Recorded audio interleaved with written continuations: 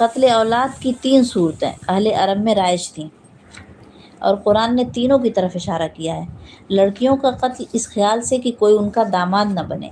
یا قبائلی لڑائیوں میں جو دشمن کے ہاتھ نہ پڑے، یا کسی دوسرے سبب سے وہ ان کے لیے آر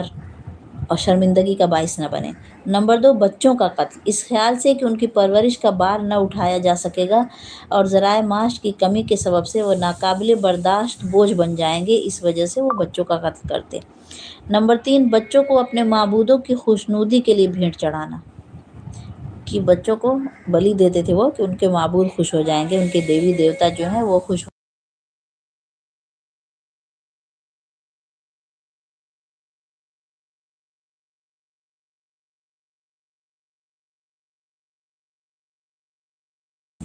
تو یہاں کہا گیا کہ